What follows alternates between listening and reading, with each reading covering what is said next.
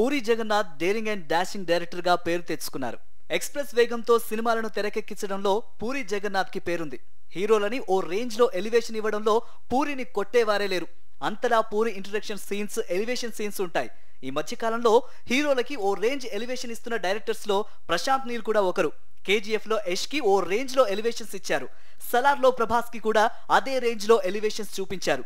Elevations కి care of address గా మారిపోయారు ప్రశాంత్ నీల్. అయితే ఇప్పుడు పూరి జగన్నాథ్ ప్రశాంత్ నీల్ గురించి ఒక ఆసక్తికరమైన చర్చ నడుస్తోంది. అదేంటంటే ప్రశాంత్ నీల్ తెరకెక్కించిన కేజీఎఫ్ మూవీలో యష్ కొన్ని షార్ట్స్ ని 16 ఏళ్ల క్రితమే పూరి జగన్నాథ్ ఊహించడం. అవును, 16 ఏళ్ల క్రితం అంటే 2008లో వచ్చిన నేనింతే సినిమాలో వేణుమాధవ్ సుబ్బరాజ్ దగ్గరకు వెళ్లి కథ చెప్పే సన్నివేశం ఉంటుంది. కన్నులెందు ఒక జూమ్ బ్యాక్ వంద ఫస్ట్ షాట్. అవ ఇంట్రడక్షన్ ఏందన్నా 25 రైళ్లు గాల్లో దడ దడ దడ, అదిదా హీరో ఇంట్రడక్షన్.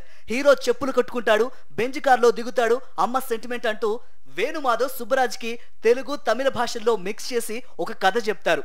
ఆ కథ చెప్తూ ఉంటే అప్పట్లో నవ్వుకున్నాం. కానీ అదే సీన్ ఇప్పుడు కేజీఎఫ్ లో ప్రశాంత్ నీల్ వాడారని నెటిజన్స్ కామెంట్లు చేస్తున్నారు. వేణుమాధవ్ చెప్పినట్టే ఎగ్జాక్ట్ గా కేజీఎఫ్ మూవీలో షార్ట్స్ ఉండడం చూసి నెటిజన్స్ షాక్ అవుతున్నారు.